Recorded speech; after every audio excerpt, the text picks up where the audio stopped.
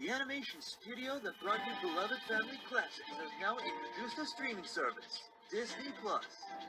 And now, from the same community that brought you Reactaholics podcast, comes a new show where we discuss Disney+ content old and new. Disney+Pals. Welcome to Disney+Pals. And go.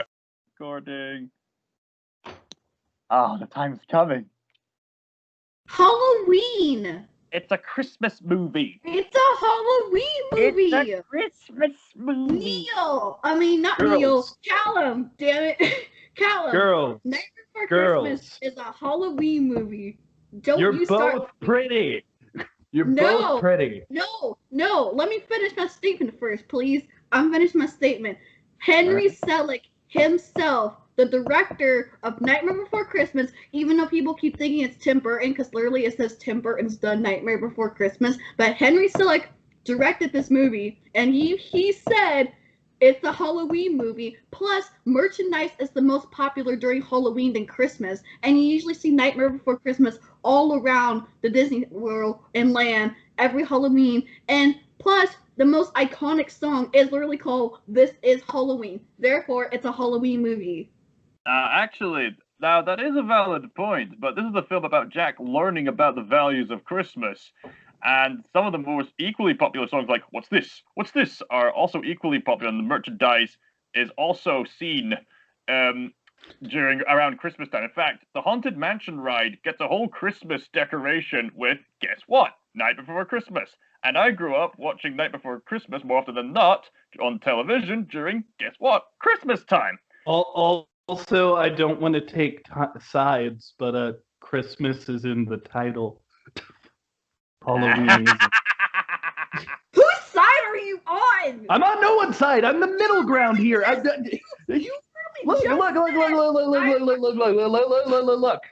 Look. Okay.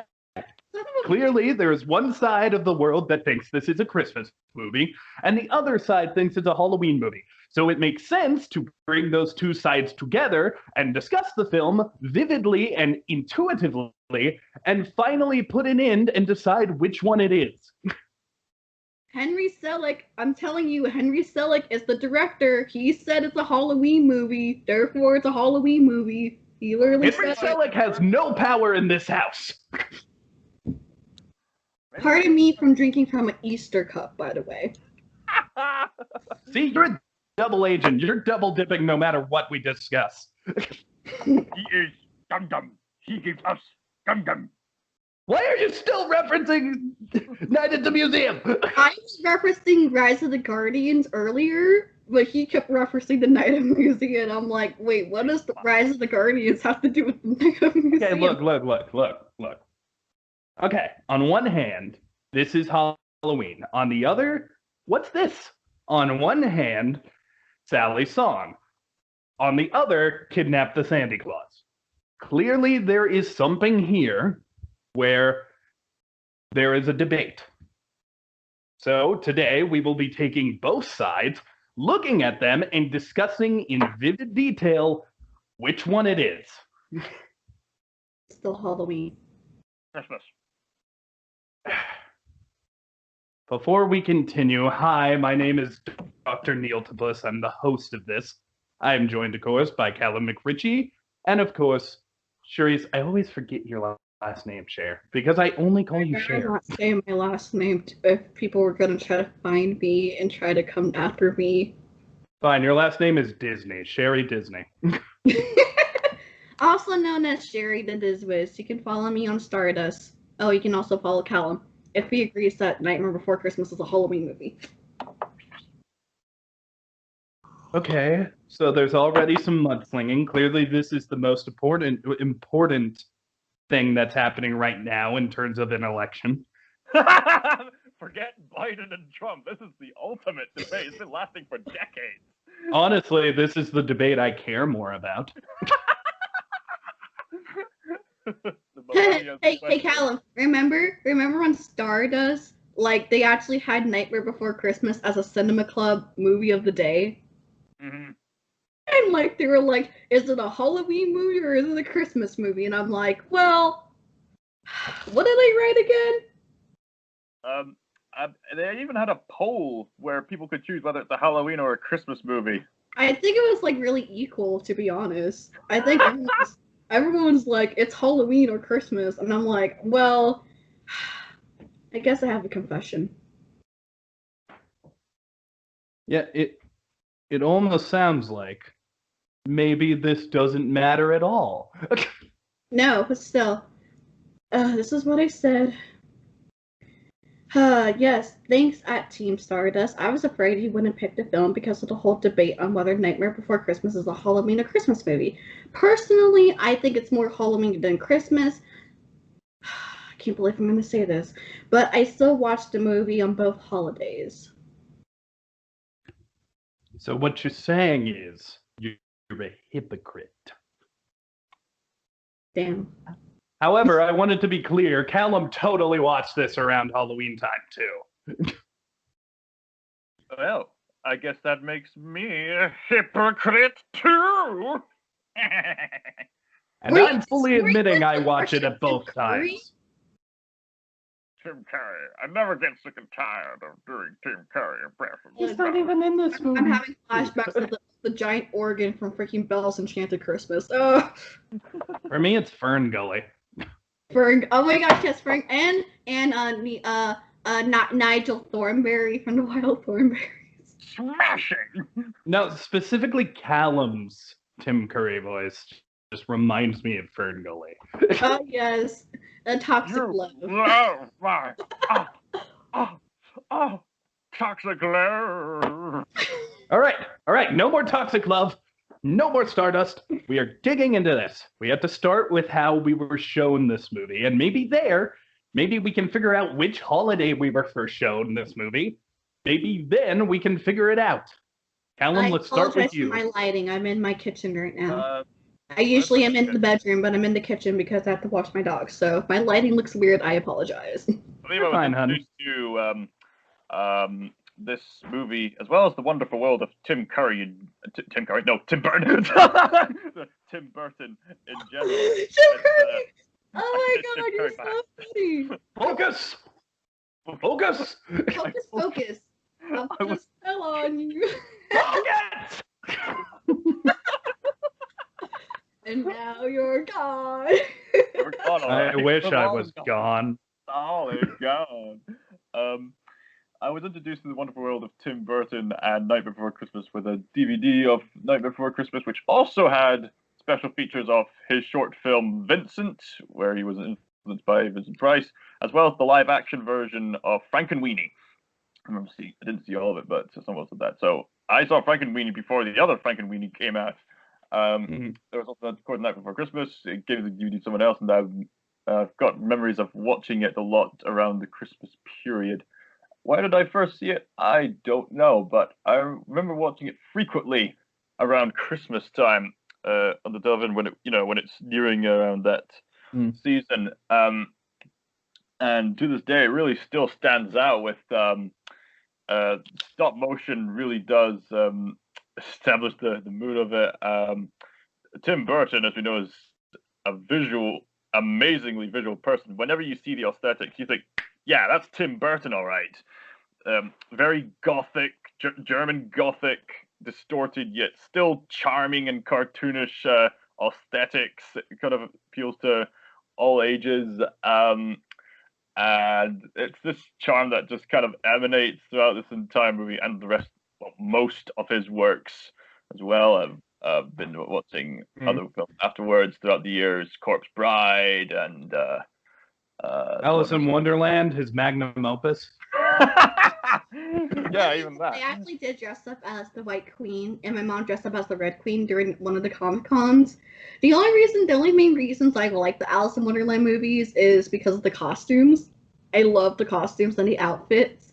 The story I could care less about, but I like the Avril Lavigne Alice song and the Pink Just Like Fire song. Other than that, I don't really care much about the movie. It's plural, because there's two. Yeah. So Callum, you keep talking about the gothic horror, but also watching it around Christmas time. Was that jarring with your first experience?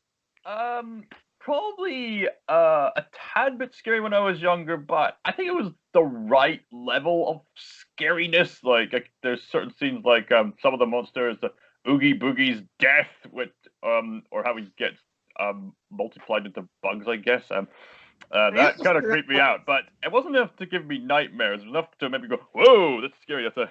As a kid. So again, it's that charm. There's something about it. It's scary, but not too scary. It's somehow Tim Burton just has that unique appeal to him. Yeah, I agree. Like, Tim Burton has made countless masterpieces. I think he is gonna, like, the word burdenifying has really taken off lately. I think he's definitely gonna go down as one of the greats because, like, look at everything he's done. He, like, even if it's not always good, he's definitely left an imprint. Oh, definitely. He practically brought Batman back to the screen. He's brought this gothic style that everybody's loved. Don't forget about Beetlejuice. Hey, we reviewed And Beetlejuice. We literally just did Beetlejuice the musical. We just said his name 3 times. It's showtime. Oh no. But yeah, so it definitely sounds like you view this as more Christmassy than Halloween, which means we've gotten nowhere. So let's start. Let's go with Cher then. Cher, what was your first experience with the movie? When did you see it, if you can remember? Well, I was born in 2000, and the movie came out in '93. Also came out the same year as Hocus Pocus, funny enough. But oh shoot, my mom's calling me. Oh, this is perfect time. Great. Okay, Callum, let's stall. Hey, Callum. Uh-huh. What happens when Jack Skellington crosses the road? I don't know. What does happen when Jack Skellington crosses the road? I don't know. Neil? I don't know. Well, anyways, okay. So for me, like I said, born in 2000. So, growing up, I was like very, very, very, very, very, very much of the definition of a girly girl, where my hair was in pigtails. I loved the color pink, and I found everything that I saw was scary. Pennywise, him, Slappy, Nightmare Before Christmas. I found everything scary. But then, when I first heard this is Halloween, and I realized it was from Nightmare Before Christmas, I decided to watch it. And in fact, usually whenever I go to this after-school daycare thing, whatever, after school, like like this was obviously around October, so we will always watch like Nightmare Before Christmas. We will always hear this is Halloween every single year. And I even got to do This is Halloween for one of my high school dance recitals, which was Disney themed, which was really fun. And yeah, I just like watching it during Halloween. It just has that Halloween atmosphere. Yes, it has some elements of Christmas. I'm not going to deny that. There are some elements, but it's just the way that the movie's portrayed. It's more Halloween-y. It's like I think someone said this before. I forgot who. Is Halloween invading Christmas? I forgot who said that. So I think it was Danny Elfman. I think so too. But yeah, so like I said, I view it more for the Halloween because of the Halloween atmosphere and the imagery and the stop motion. Actually, it was the very first stop motion that I watched. And then, of course, I got into Coraline. Not Coraline. Well, technically, Henry Selick did direct Coraline. I was talking about Corpse Bride. We were talking about Tim Burton. Yeah, Corpse Bride. And I just recently watched the animated Frankie Weenie for the very first time. And I thought it was really solid. It was really cute and really sad. But we're talking about Nightmare Before Christmas, so Halloween, done. And while we're on the topic of Danny Elfman, even though like this is called Tim Burton's Nightmare Before Christmas, this entire movie was like Danny Elfman's passion project. Like, he loved doing this. He's actually the singing voice of Jack Skellington and one of the Oogie kids. I forgot who. He is indeed. I believe he's I believe he's Beryl. Yeah, I think he was Beryl because Paul Rubens was Shock or Locke. Yeah, Locke. Yeah, Locke. There we go. Yeah. Yeah, but so once again, Cher thinks it's Halloween, so we made no progress. Well, maybe I can finally shed some light here. I of course heard look, there's no bias. I heard about this movie around Halloween when everybody was talking about it, and to the point where they were like, Neil, you have to watch it. Neil, you have to watch it. So I didn't, because I hate it when people say that repeatedly. So I just didn't watch it around Halloween. Of resistance, right? But weirdly enough, they started talking about it again 1 month later after November. And I found that so confusing. Even though it is like Christmas in the title, I had always assumed it was a Halloween movie. So the fact that Christmas came along and everyone started talking about it again, I was weirded out. Again, everyone's telling me to watch it, so I don't, but everyone's also singing the songs and stuff, and they kind of get stuck in my head, and I watch a few on YouTube. And one holiday, I finally sat down and I watched it on the crisp holiday of the 4th of July. That's no joke, people. I watched this movie on Independence Day. It stuck with me throughout the year. Yes, I do the same thing because when you know how people usually say Christmas in July. So what I usually do, I usually call it Christoween. It's Christoween in July, so a combination of Halloween and Christmas. Christoween. That's why I call it. If you want to quote me, don't forget to quote me. So Christmas in July versus Summerween. So, Summerween from Gravity Falls. So I guess the Christoween starts this movie. So is that progress? No. But I definitely saw this like at a time where I'm not judgmental of it. I didn't watch it in Christmas. I didn't watch it in Halloween.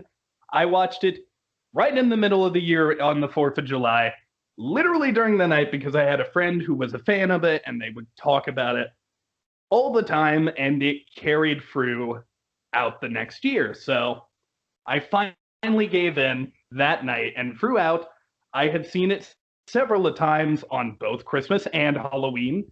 I have seen it just casually a few times, to the point where we're about to do a role play game coming up here involving Disney characters, and I chose my character to be from Halloween Town. I, weirdly, as an adult, have sort of made more of an appreciation for this movie, where when I watched it recently, which I didn't even watch it in October, weirdly enough, I saw it right before October started. So again, super non-biased here. I really loved it and saw it through a brand new light, and it really is a masterpiece in my opinion. Like it's probably my favorite stop motion movie. Nice. Yeah, it's probably my favorite too. I think probably my top 3 would definitely be, well, number 1 is definitely Nightmare Before Christmas. I say 2, even though I find this movie very terrifying, Coraline. And then 3 would be Kubo and the Two Strings. Those are my top 3. Yeah. You don't often see too many stop motion animated films, but the ones you do see, they're quite a charm. My top favorite is Kubo and the Two Strings, and Night Before Christmas is probably up there next. Yes. Oh, shout out to Paranorman as well. I think that movie was good too. I always kind of viewed Nightmare Before Christmas as kind of a parody of the Franken Bass stop motion Christmas movies. Yes. Oh, yeah, like I the was one with thinking that lately. Reindeer. Yeah, I was thinking that lately. So we found out that Callum thinks it's a Christmas movie, Cher thinks it's a Halloween movie, and I'm apparently holiday bisexual. So we're still nowhere. I mean, we can always just analyze all the elements. The stop motion that's a parody of other Christmas shorts. It's certainly intriguing. That's something I've been thinking about lately with all those beloved stop motion animated shorts like Rudolph the Red-Nosed Reindeer, the St. Nicholas one. There's a bunch of stop motion. Oh yeah, like A Year Without Santa Claus, Heat Miser and Snow Miser. Little Drummer Boy, so on and so Jack forth. Frost. Yeah. There's the Jack Frost, but we all know who my favorite Jack Frost is, and it's definitely not that one. It's Chris Pine. I love you, Chris Pine. Please make a Rise of the Guardians 2, darn it, or a TV series. I need it right now. I don't know if that's Chris Pine's decision, but I know, but still, DreamWorks, make it happen. Make a girls' dream come Make true. it happen, Chris Pine! Make it happen! because you know DreamWorks is going to watch a review of Nightmare Before Christmas, the Disney movie. But okay, so everybody knows the plot of this, so instead of doing a full recap, let's just talk about the parts we really like and some of the more iconic bits. A little synopsis of the movie is Jack Skellington is the Pumpkin King, the man with the plan when it comes to frickin' Halloween. Even the mayor has to ask him what to do. But unfortunately, he's become kind of tired of Halloween.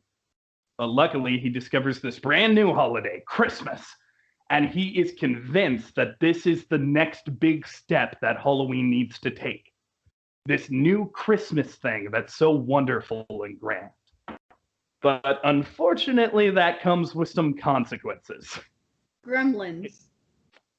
Can Sally talk some sense into him before everything goes wrong this Christmas year? Well, I guess that's what we're about to talk about. And speaking of Sally, I just want to bring this up because, like I mentioned, my roleplay character, who is actually like kind of the son of Jack Skellington and Sally, his name is Jolly. Sally 100% is the main inspiration going into Jolly, because I didn't realize this until I rewatched the movie this year, but Sally is so important to the plot. Like, she's really going at it, and she's the one who goes and tries to save Santa Claus. She's the one who realizes before everybody else that this is a bad idea, and we get so many scenes of her just trying to get out of Mr. I almost called him, Dr. Finkelstein's lab. I think she's like really good in terms of like a well-rounded character who is doing things. And it would have been so easy to make her like just a background thing, but they didn't. They really nailed it. A really great song. I love her song. Sally's song is heartbreaking. And I adore it. There's something in the wind that feels like tragedies at hand. And I like to stand by him. Can't shake this feeling that I. The worst is just around the bend. And does he notice my feelings for him? And will he see how much he means to me? I think it's not to be. Bravo, bravo. It's really a beautiful and like tear-jerking song, especially when it comes in the story.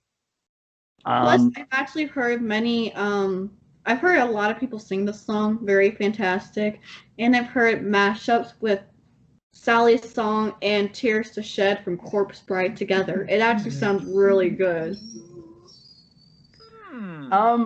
I mean, I gotta admit, I haven't seen Corpse Bride. I think I saw the very end of it once.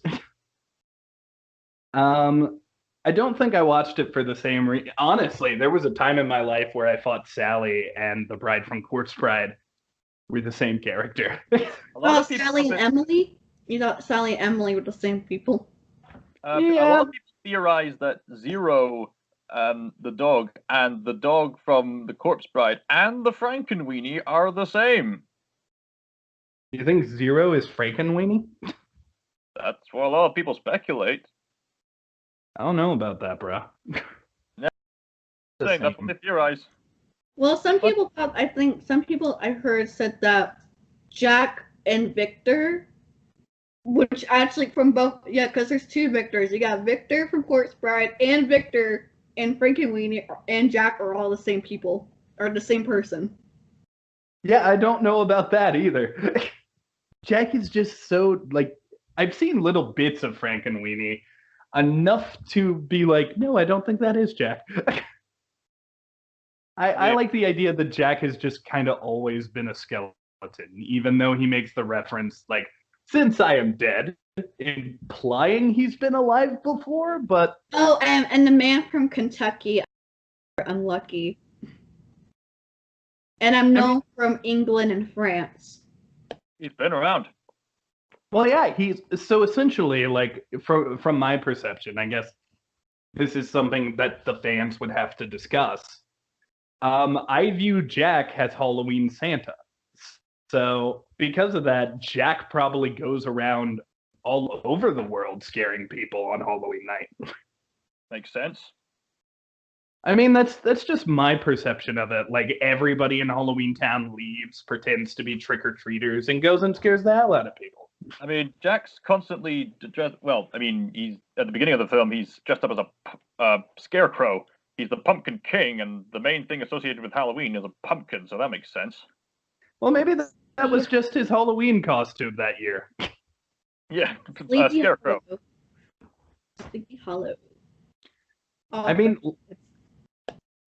Lock, Shock, and Barrel literally are only in Halloween Town because they're like, you can see them eating the candy. They got to be like the most trickiest of all trick-or-treaters. Yeah. So I guess that earns them a spot. Like, they don't actually look dead to me. I think they're just kids that get to, like, live in a Halloween world. All right. I do like the song Kidnap the Santa Claus.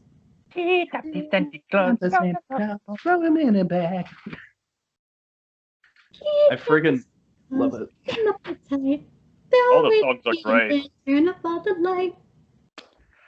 I love the like how every one of the kids gets their own verse in that song.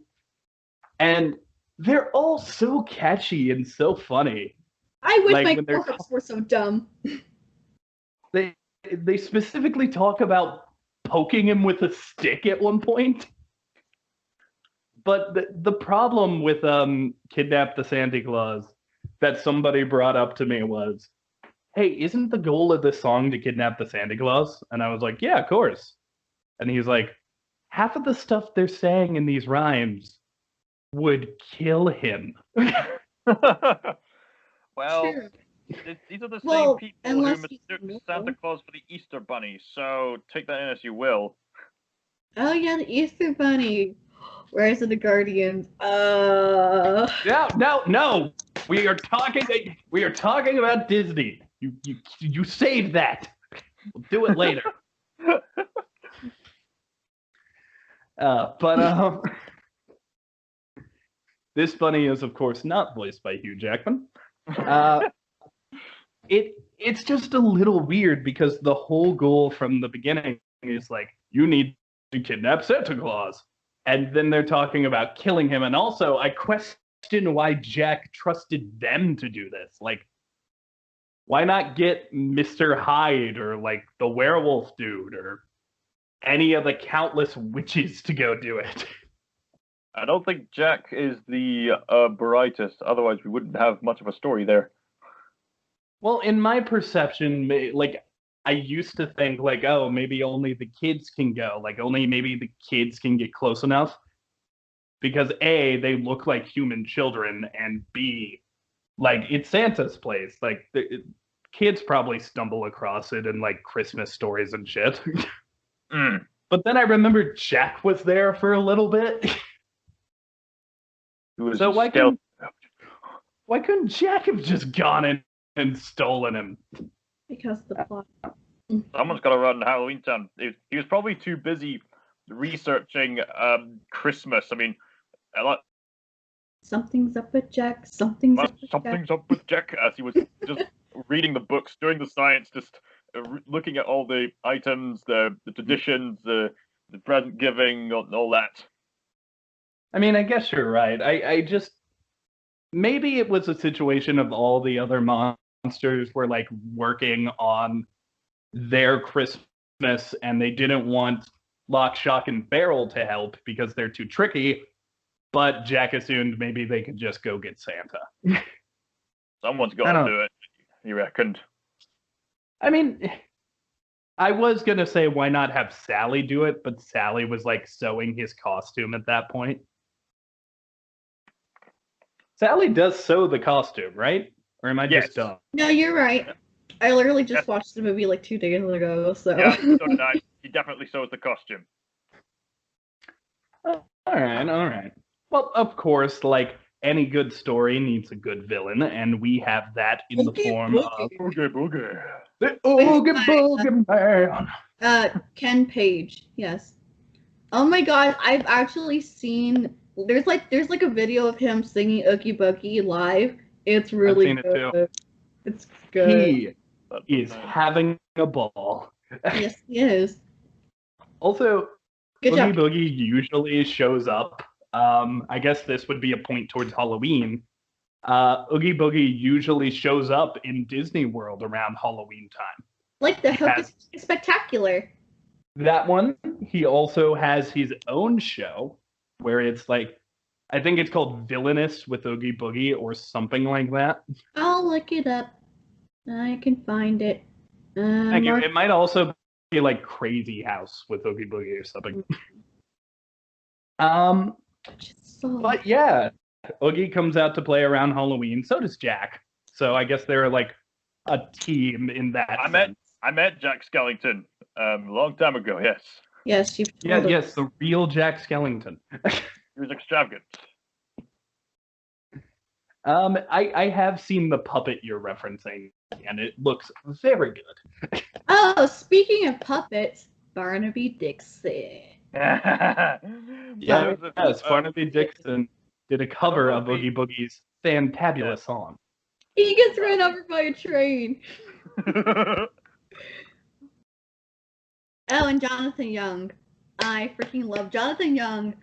Anytime he does any Disney stuff, especially as the villains, he just excels at it. It's like he's made to be a villain. Like, just cast him somewhere to be like a villain or whatever, and get like Caleb Hiles. They're like, just get him here. I'm just excited because Jonathan Young. Yes, all hail the Dark Lord. No, I feel you though. He's really good at singing the villain songs to the point where when he did a cover of Be Our Guest, I didn't fucking trust that shit. I don't want to. When I saw his rendition of "Trust in Me" from the Jungle Book, I thought I was in a trance. I could have sworn I felt like I was in a trance when I was watching the video. And then when the video ended, I just like, wait, what just happened? His version of Shiny is very good, but moving forward from that, the reason there are so many people who cover this song. Oh, were you wanting to say something else about Jonathan Young, Cher? I like him. Oh, and Voice Play. Voice Play did a good one too. Voice Play has done several Nightmare Before Christmas songs, and they are very good. Some of them are in my Neil Music playlist, actually. But let's talk about Oogie Boogie's song for just a second. Why do you think this has become one of like the better known Disney songs? Because I think without this song, Oogie Boogie is less of a villain in my mind. Like I actually like the jazzy atmosphere. It's kind of it's like a Friends of the Other Side, because Princess and the Frog takes place in Louisiana, and Louisiana is known to have jazz. So when you first hear it, it has like that little jazzy feel, and then Oogie Boogie's just present. He's like, well, what have we here? Santa Claus. Ooh, oh, I'm really scared. So you're the one that's everyone's been talking about. It is a very, very good song, and like the best villain songs. It tells you everything you need to know about Oogie Boogie immediately, and also it just smothers you in his personality. Who is Oogie Boogie? Well, according to this song, he is a cocky no-gooder who believes in gambling as long as he's not going to lose anything. How come I haven't seen him in Vegas? I mean, the song of rolling dice are music in his ears, so he's probably there pretty regularly. It's much more fun, I must admit, when lives are on the line. Not mine, of course, but yours, old boy, that'll do just fine. Or at least we know you will have to answer for this heinous act. Shut up. Barnaby Dixon reference. Shut up. But yeah, I think Oogie really is a creative take on the boogeyman. Oh, and the visuals. I said we weren't gonna bring it up anymore, but Rise of the Guardians also had a take on the boogeyman. Yeah. And Pitch Black, that version, is very different from Oogie. The idea of him being this sack full of bugs, it's a creepy visual, but also, he looks like a doll, a scary, vacant-eyed doll with fucking worms for teeth. I'm actually... wait, was it Injustice 2? I think it was Injustice 2. I'm just thinking about Harley Quinn right now. She's like, out of my way, potato sack! And I just keep thinking of that. I was like... when she's talking to Scarecrow? Yeah. There is definitely that same burlap look. Honestly, Jack started as a Scarecrow, but he had a pumpkin on his head. He still had some burlap stuff going on, so it is a neat comparison to Oogie. Especially because Oogie is supposed to be the person who was too mean and too scary to the point where everyone in Halloween Town wanted nothing to do with him. Well, he is the shadow on the moon that night, filling your dreams with fright, so... Well, he's also Saw Gerrera, where if you don't know who Saw Gerrera is, essentially in Star Wars lore, Saw Gerrera is this character who fights for the rebels against the Empire, but he's just too extreme. Even the rebels don't want any part in him because he is constantly going too far. And in my mind, that's probably what Oogie is, to the point where, Oogie was gonna kill Santa Claus. Mm-hmm. And I don't think Jack kills people. He just scares people. Well, there's So a I reason. think- Well, yeah, there's a reason. In their town of Halloween. They even say it themselves. They're not mean. No, yeah, and there's also that one part where when he assigns, Lock, Shock, and Barrel, it's and leave, he said leave that no good Oogie Boogie out of this. So they were hinting, but it also kind of gives a little insight of why he shouldn't do it with Oogie Boogie. I do wonder if there's history there, where maybe at one point the people of Halloween Town were mean and were actual demons and stuff, because Oogie was in charge and Jack sort of had to usurp him or something. The only lore that I think that's been established is in some spin-off media, like in video games, and Oogie other things like that. Revenge. Yeah, Oogie Boogie's Revenge. I would love to ask Danny Elfman, because I feel like Danny Elfman did have a lot of control over the story. I would love to ask him specifically what Oogie did.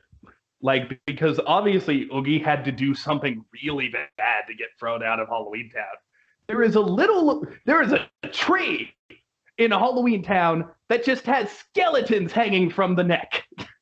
So if that guy is cool in a Halloween Town, and there is literally a guillotine in the middle of the town square, and that's okay, There's what a clown the with a tearaway face. hell? Yeah, a clown that tears away his face. Like Pennywise. So if all that's okay, what the hell did Oogie do? Maybe it's up to our imagination. We just have to think and use our imagination to figure out what Oogie Boogie did. Maybe You he want to just know pulled my off theory? What? You want to know my theory? Sure. I think he replaced all the feathers in people's pillows with bugs. That makes sense. Ooh. It makes sense. Ugh. Oh, is that It's why a they scary say? thought. Is that why every mother and father said don't let the bed bugs bite? Oh my Yes! goodness. It all connects! It makes sense now. God, now I'm gonna have a hard time going to sleep because I'm gonna be thinking of the bed bugs and freaking Oogie Boogie. No, you're not going to have a hard time going to sleep because the second he walks up to you, you just dream of a train hitting him.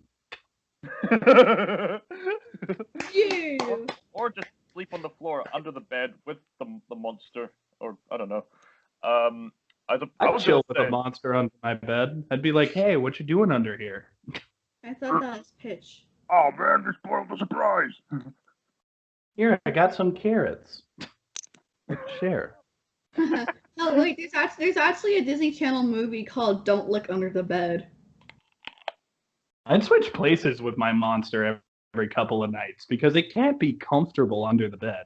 Plus, we'd scare the hell out of anyone who comes in to kiss my forehead as I sleep. Good night, Neil. Oh my god! Boo. And I'm just like, I'm down here, Mom. But yeah, Oogie is a great villain. He is kind of a meathead. But I love seeing Oogie in other medium. Like he's really good in Kingdom Hearts. Weirdly enough, he has a lot of like antagonistic chemistry with Maleficent. Like, not even kidding. I could watch the two of them talk and argue for hours. My mistress. Hello. Also, Oogie is famous for having the most annoying boss fights in Kingdom Hearts, but I love really? them because they're I played Kingdom Hearts, but I don't remember playing the Nightmare Before Christmas parts. Oh, the Nightmare Before Christmas levels of Kingdom Hearts are like the best ones. I believe it was Kingdom Hearts 1 and Kingdom Hearts 2 that Night Before Christmas made an appearance with full costumes for Sora and his gang. Yes.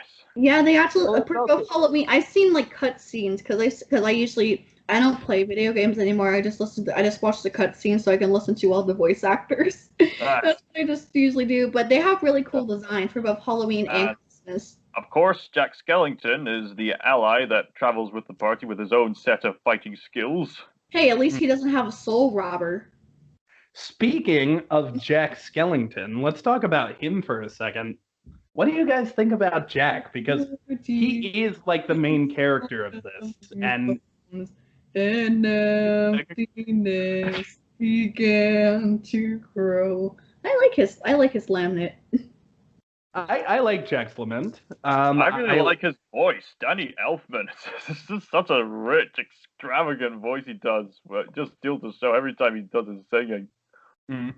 I think Jack is I think Danny Elfman really nails it where he's like, I like what I do, but I've done it so many times. Like he really nails that aspect of the character. And I can't imagine anyone else voicing Jack, which is weird because other people do it in video games and stuff. And I always notice it a little because Jack just sounds a little happier, a little more jolly. Because like Danny Elfman just nailed it. Jolly, the sun. Jolly is me. I am jolly. You gotta throw up art of Jolly throughout this thing, Callum. Got it. I'll be sure to. We have a couple different arts, just like right here. I'm gonna test your editing skills. Throw Jolly up on the screen and make him spin. Look at him spin. Look at him go. Yeah, that's me. But yeah, Jack's songs, because Jack's Lament was brought up. which of Jack's songs is our favorite? His first song is Jack Lament, but he carries in so much investing emotion, and really, Danny Elfman really does nail it with really getting invested with the character. You can tell that Jack's really passionate about everything he's doing. He's whether it be curiosity and amazement for finding Christmas Town, trying to figure out what Christmas means when he's trying to figure out what it's all about. The visual of the spiral mountain. Oh yeah, I mean, it must have been just pure Tim Burton. I mean, who would have ever have thought up of the spiral mountain? But it's just become a staple of Tim Burton and well, this movie in general. Just the little mountain that just unravels itself for Jack to walk down. I don't even know why it's spooky. But something about this, just the spiral. I would think my favorite Jack song would probably be "Poor Jack," after he gets shot down. Mm. Oh, that's a good one. Because that harkens back to Jack's Lament. But it like ups it to the next level. Talk about it a little, Cher. Oh my gosh, I literally just watched this movie 2 days ago. I should know. I literally just watched this movie. Like, it starts off like really sad. I don't remember the exact lyrics, but like it starts off really sad. You know, Jack's like, "Oh, what have I done? This was a mistake. I shouldn't have done this. I don't know what to do anymore." And then all of a sudden, then the music starts to build up. It's like, you know, I could have, you know, I never intended to do all this, and nobody really understood. Well, how could they? He just wanted to bring something great, but, you know, what the heck? He went and did his best. So, in the end, he realizes that he is the Pumpkin King. He doesn't have to do another holiday. He is the Pumpkin King. He can come up with different ideas, and I also like Zero doing a little flip. That's so cute. I love you, Zero. I like how Jack manages to look on the bright side of it and says, the Christmas thing was actually really fun. I really enjoyed just soaring into the sky, and then comes to that revelation of just screaming, "I am Jack, the Pumpkin King." Comes the revelation, just rips off his costume. "I am Pumpkin King!" Yeah, I am the Pumpkin King! And when he's like hyping himself up for next Halloween, and he's like, "Oh, I'm gonna do it. I'm gonna make him scream," and he is so excited. And then he sees the hat, and he's like, "Uh-oh, I hope there's still time." Oh no, I did fuck up just now. I gotta fix this. And claws. I do like Poor Jack. However, I do think my favorite Jack song is probably "What's This." That too. That too. Well, this? Here's the thing. I think "What's This" is the reason everybody like says, "Oh, but it is a Christmas movie." True. Because in that scene, like, you had Halloween, you had "This Is Halloween," but now we need to like shower you in Christmas so you understand why Jack falls in love with it. And weirdly enough, that song like really covers the beauty of Christmas. Like, Christmas happens to be my favorite holiday. Me too. My all-time because holiday. Because of that, like, hearing the song, it really gets in your head. Like, obviously there's tons of Christmas songs, so I don't think "What's This" is nearly as iconic as "This Is Halloween." But I'd be lying if I said I didn't love it, and I find myself humming it all the time. The best song in the whole thing is probably Sally's song. Yeah, I will admit I do have "What's This" in my Christmas playlist on my phone here. It's impressive how much inventive lyrics with such a relatively quick beat they could do with that song. There's children throwing snowballs instead of throwing heads. And absolutely, children are laughing. Absolutely, no one's dead. It's frost at every window, so I can't believe my eyes. I feel the warmth that's coming from inside. It's so pretty, and they still like. They don't break Jack's gothic horror singing voice. Like, he still sings like the songs the same way he has this entire time with that same spooky atmosphere. But this time it's propped against the visuals of Christmas, and it fits perfectly. Like somewhere conceptually with this movie, somebody just mastered everything about Christmas and everything about Halloween. Together. And just like a kid with Play-Doh, smacked it together. Fun to play with, not to eat. Yeah. Do you guys realize it yet? Have you learned the lesson that I'm trying to teach? I think so. If not, then I guess the rest of this review will basically be a preach. No. Dear Princess Celestia, today I learned that. Let me finish. Okay. Dear Princess Celestia, today I've learned that you can watch Nightmare Before Christmas either on Halloween or Christmas. Everybody has their own opinion. And even if you don't agree with their opinion, that's okay. Because you can watch Nightmare Before Christmas anytime and you can still enjoy it whether you want to watch it during Halloween or Christmas.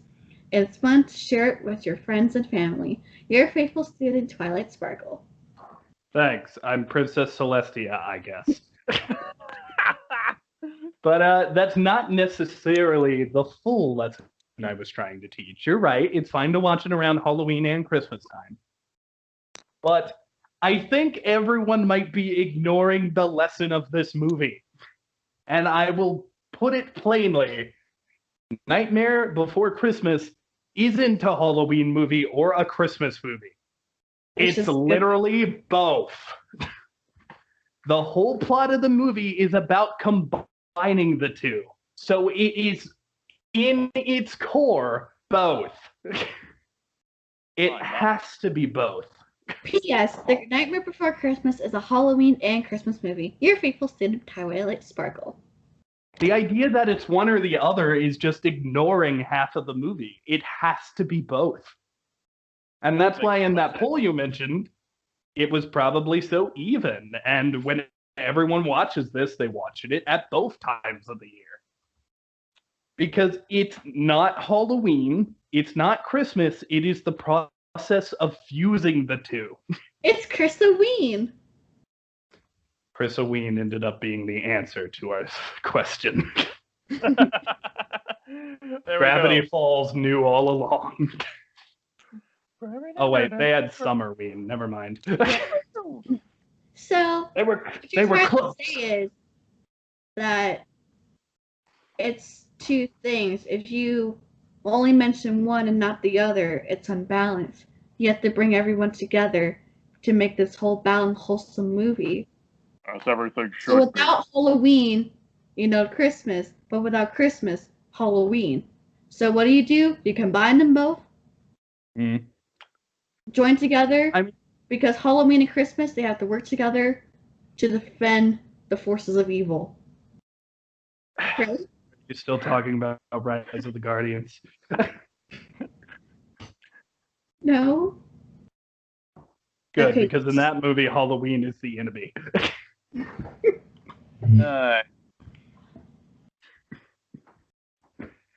But yeah, we answered our big question, but there's still tons to talk about with this movie. Not the least of being, like, the story is very original. I love seeing all of the visuals of Jack's house, Finkelstein's lab, and of course, Oogie's, I don't even know what to call it. Is it called Oogie's house? I don't know. I just Oogie's always viewed it as, like, a mountain. Oogie's casino? I got no idea, man. I mean, he talks about Oogie's crib. He talks about gambling. Why can't it be a casino or something? I don't know. It is called Oogie's crib, as far as I'm concerned. What a crib. Yeah, it's his crib, man.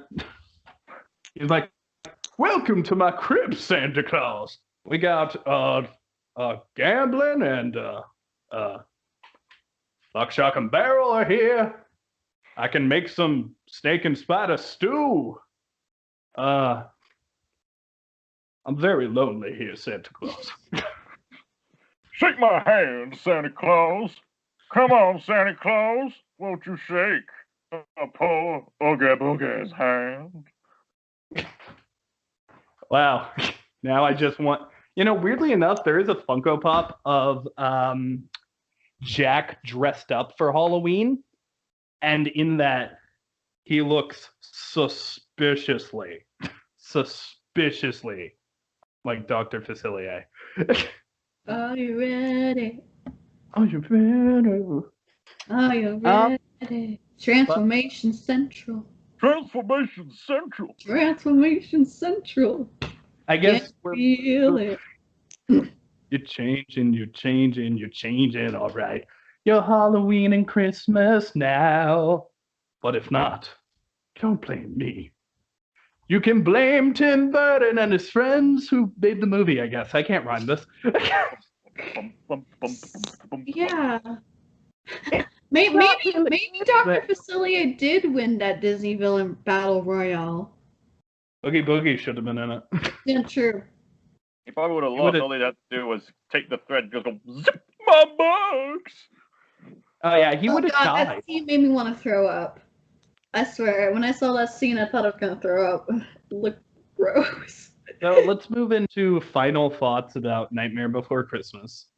I know I didn't talk about it a ton, so I guess I'll cover it in my final thoughts. But to me, this is really Sally's story. Sally is the one who has the I Want song because she's in love with Jack.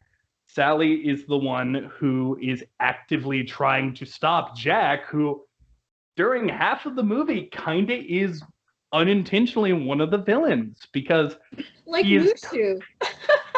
I mean, by all accounts, this is cultural appropriation. Like, Jack is stealing this other thing and making it his own. So because of that, Jack is unintentionally the villain, as good-hearted as he is, and Sally is kind of the driving force trying to stop it. Obviously, she doesn't speak up all the time or say the things she should, but she's shy. She doesn't want to upset Jack or anybody. Jack means so much to her. So, I don't know. I really think Sally is the core of this movie. And I adore her. She's probably my favorite character in the whole thing. To my memory, I don't think Jack and Sally have too many scenes where they're talking to each other or even go on a date as much. They usually talk to each other whenever Jack's preparing for Christmas. There's a scene where Sally passes up some food and drink for Jack to take a break, and Jack just waves like, "Hi," from the windowsill. They don't get a romantic scene until the ending. So, but the charm's still there. I think the whole, like, if Sally didn't act the way she did, that romance kind of would have come out of nowhere, because from the beginning we see like the way Sally looks at Jack, how she watches from a distance, and we can kind of fill in that they're friends, but they don't get to see each other a ton, and maybe Sally wants to be more than friends and escape Dr. Finkelstein. But she can't really. Meant to be. Patience, Sally. It just takes some time. Frog's breath. What? I thought you liked frog's breath. Frog's breath. That just makes me laugh how he says it. Where it's like, and frog's breath. Hey there, I'm trying my best making this soup. Sorry, did I breathe too much on it? Why are you speaking like Kermit the Frog? Frog's breath. Oh. Frog's breath! I made the soup, yay! Yay! I would love that little activity if Kermit walks in and just breathes on the soup and leaves. Have fun, Sally. I'll see you at book club. But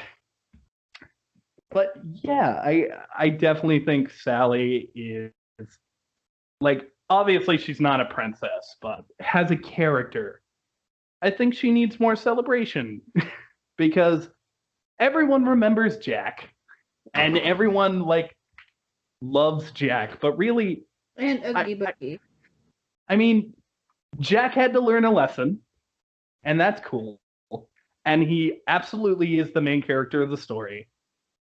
But I think the hero and the one who like finally gets what they want at the end is Sally. And yeah, she gets captured, but she nearly saves Santa all by herself.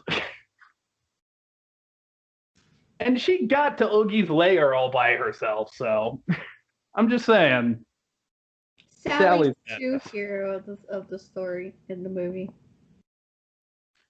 It should be a Sally lantern, not a jack-o'-lantern. But yeah, I'd be reminiscent if I also didn't bring up the incredible character design. There's this one guy who lifts up his hat, and there's 3 other people in his hat lifting up their own hats to reveal smaller people. There's, of course, the clown with the tearaway face. There's the two-faced mayor. Just amazing looking characters. Yeah, And yeah, werewolf, witches, the creature from the Black Lagoon, whatever the other one. Wait, what did the nostalgia critics say? Something about a recheck from the Wild Things are. I mean, yeah, one of them. One of them kind of looks like that. I think that's what the nostalgia critics say. He says when he was talking about his top 11 mind books. He mentioned Nightmare Before Christmas. Mind fucks. Yes, I don't like cursing, but You said like badass just yesterday. Wait, what? We were talking about your character design for something, and you called it badass. So you said ass. You do swear. I just Callum swears no, too. it feels Secretly. donkey. You called your character design a bad donkey. You call it donkey. Donkey. Hey Shrek, what am I doing in this review? But yeah, with the movie, like you hear "This is Halloween" every single Halloween. It perfectly encapsulates the holiday, and it is a great combination of Christmas and Halloween. My only regret is there was never a sequel, and we never got to see the other holidays. Because That would that have been great. I would have. Oh, I guess Yeah. you know, like, yeah. I want to see what happens in like. Halloween. You got Easter, like- you got Thanksgiving, you got St. Yeah. Patrick's Day, you What got I think what Valentine's what Day. look like? What did the the only holiday you see is Easter, but only like the Easter Bunny. You want to know why they can't show St. Patrick's Day land? Is it because of alcohol and Everybody's drunk.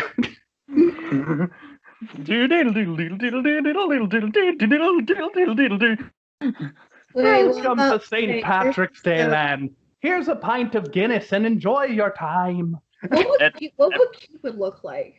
I don't think it would even be its own land. I think it would just be Ireland. Just walk into Ireland.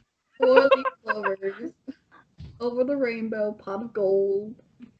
Oh yeah, Yeah. they're gold, rainbows, shamrocks. I want to see the Cupid. I Yeah. want to see Cupid. I've been I to wanna see- Ireland. I've been to Ireland. I even made a video about my holiday to Ireland. Saw the place where the Titanic was lifted off. Saw the home birth home of C.S. Lewis. I saw Belfast. I saw many great views and shores. It was great. I did hear what you said, Sharon. I agree. I also want to see Valentine's Day land. Want to know about Cupid I think. and his diaper? I mean, that, like, the land, though, would probably look really cool because there would be, like, I imagine, like, pink and purple clouds everywhere, people with wings that can fly, hearts. It's just a lovey-dovey place, baby. There'd be Easter, post But office like Easter Tim land would Burton, be colorful. but like with like the Tim Burton-esque, large eyes. Yeah. Easterland would be colorful, and there would probably be candy everywhere. And Thanksgiving? Turkey. Thanksgiving would be a time machine to the past, and we'd Oh realize God, just not that how horrible. terrible everything is. No, not Freebirds. Is that what that movie was horrible? It's just the movie Freebird. You open it up, there's a TV, and it's just Freebird. You just immediately close the door. 4th of July land is literally just America on steroids. Welcome to 4th of July land. We got you a beer. Come enjoy your time.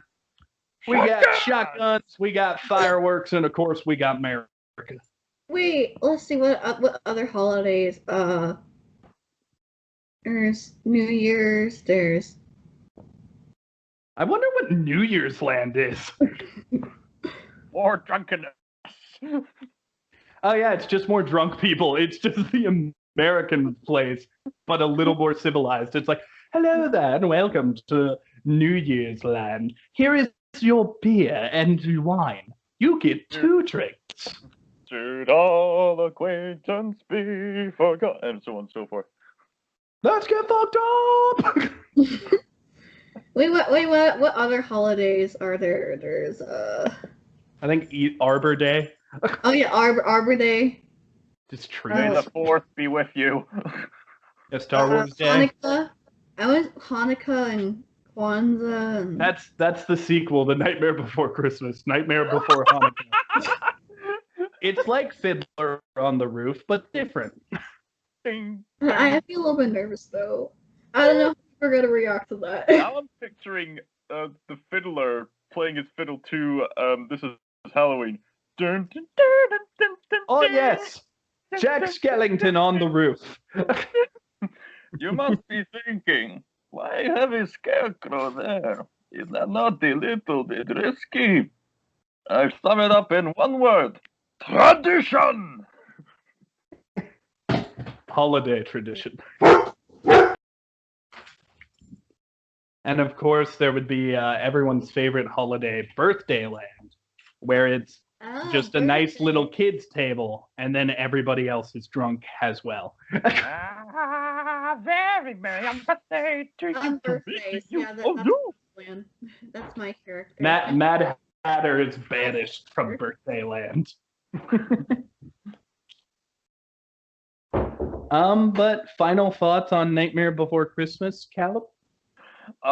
Yeah, this is just a classic stop motion animated film. Now that I like it, if I was to say something else, I only now just found out that that despite being a Disney animated film, that this isn't in the Disney animated lineup. This is actually one of those partial touchstone pictures because they didn't want to scare the kids all that much. But in spite of that, Nightmare Before Christmas keeps finding itself in the Disney merchandise significantly Kingdom Hearts. So it's there to stay. Oh, of course. Nightmare Before Christmas has... This is one of those movies we're getting to review. Like, Marvel and Star Wars have both done this as well, where they kind of have a life outside of the movies where you have these characters. I think Nightmare Before Christmas has done this a bit differently than Star Wars has, though, where it is directly associated with a holiday. Like several, actually. And therefore, whenever those holidays come up, the Halloween, the Nightmare Before Christmas stuff comes out. And it's wonderful, if you ask me. Share your final thoughts. Well, Callum, I guess we should probably put our differences aside. There. Oh no, there's nothing about putting your differences aside. I don't think you remember the moral of the story. After these cameras go off, I'm cutting you guys in half and making you into one person. No! Yep. That's the moral of this story. Don't do that.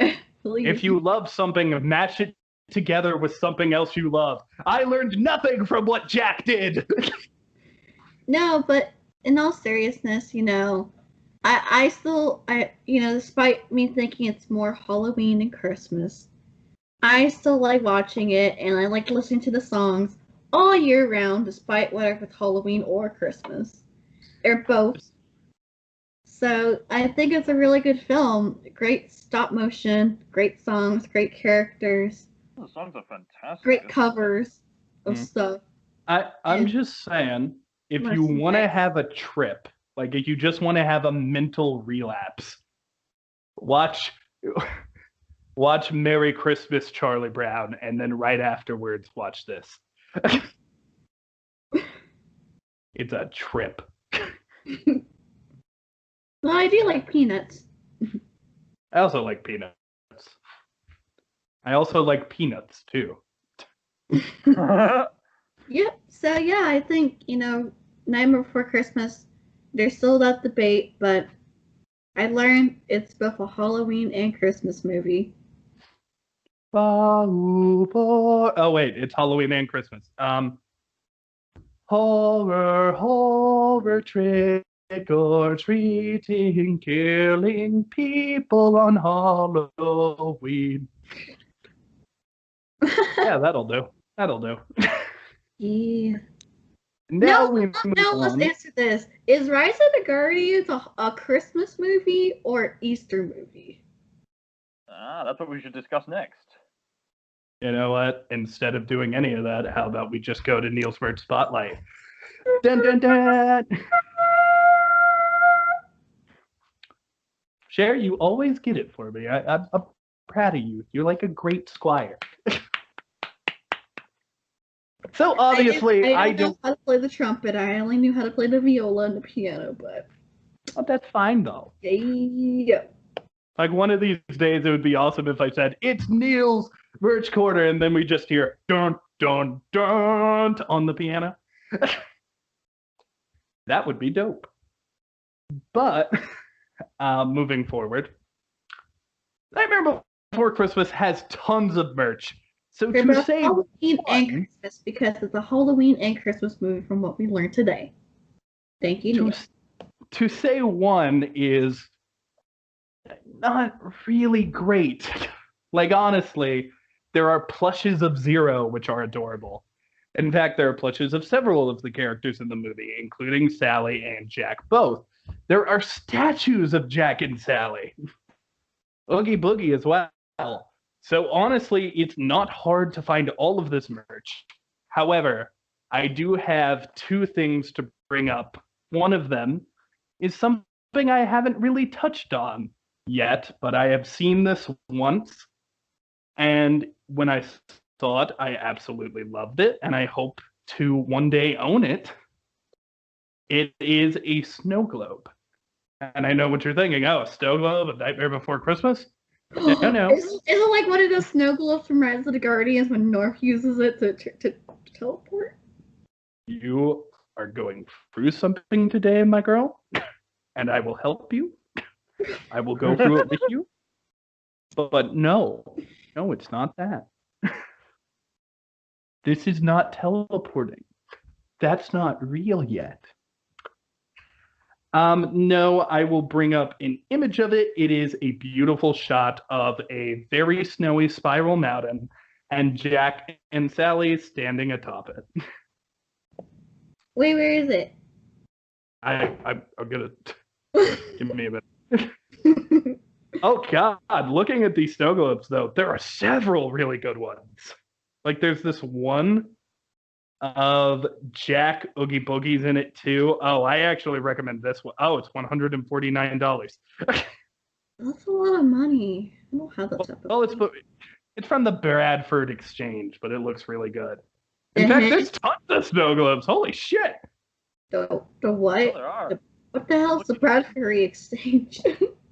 A lot of these are from the Bradford Exchange. What is that? I assume a snow globe place. Maybe it's just like a store. I don't know, man. But this is the I'll screenshot it. The sun came out. It was raining over here. Now the sun's out. I think there's a rainbow outside. The rain is gone. But I have now taken screenshots and I will send them. The second one I'm gonna send is way cooler and way better. But I was referencing this first one, so just look up Nightmare Before Christmas Snow Globe because holy shit, they're cool. There's one of like the scene of Jack coming out of the fountain, and it is just it's so cool. All right, here is pictures. Sending them now. And there they are. Look at them. Look at them. Look at them.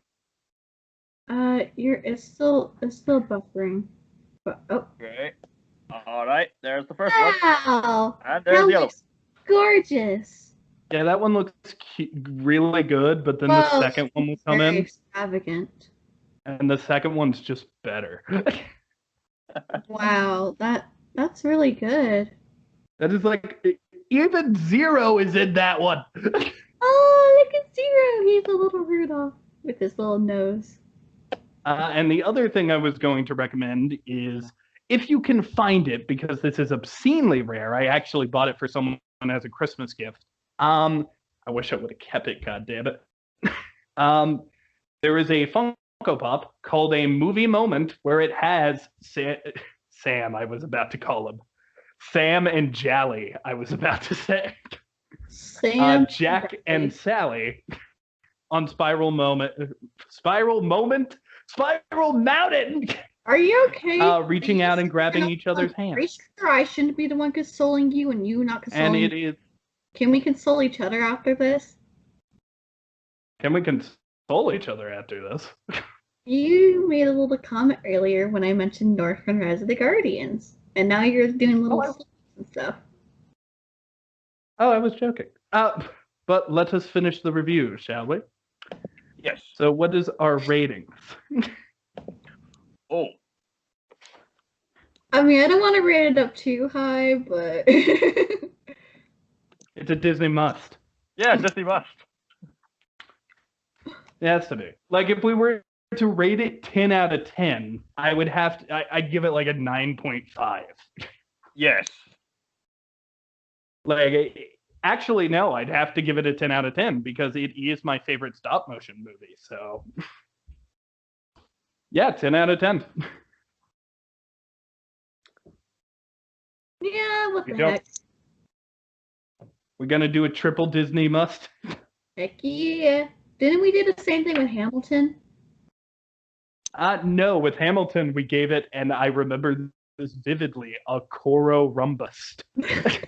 I swear, that Because sounds we like gave a it- spell. It sounds like a we- spell. We gave it a robust and a combust.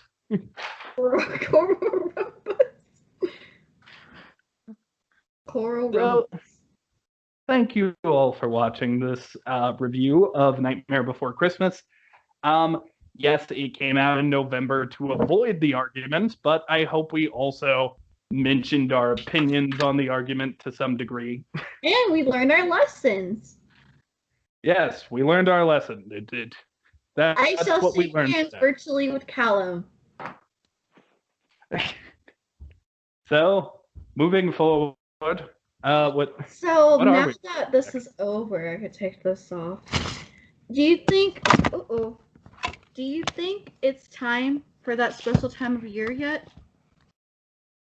Well, are you referring to Thanksgiving? We're not doing the Christmas stuff till December. Well, I know. Wait, what else do we have to do? Well, I think you're right about one thing, though, Cher. It is a special time of the year. What? Well, there are certain television shows that people have been encouraging us to watch. Like? And we can't really talk about those shows until we talk about other things. Like what? Well, we review Disney stuff. And there is two pretty big Disney properties that we've kind of just been ignoring. Oh, Star Wars and Disney? Or Star Wars and Marvel? No, I am obviously referring to Muppets and the X-Men. But yes, yeah. We're going to do Star Wars and Marvel stuff now. So, wait, how are we gonna do that? That's probably gonna take like 2 hours or 3. Well, we're going to start with Captain America, the First Avenger. That's our next review. I salute to thee. The Star-Spangled Man with a plan. So bye everybody. Have a good one, and we'll see you for our first Marvel movie. Bye. Bye! Oh, Callum, you went silent for a minute. I thought you were dead.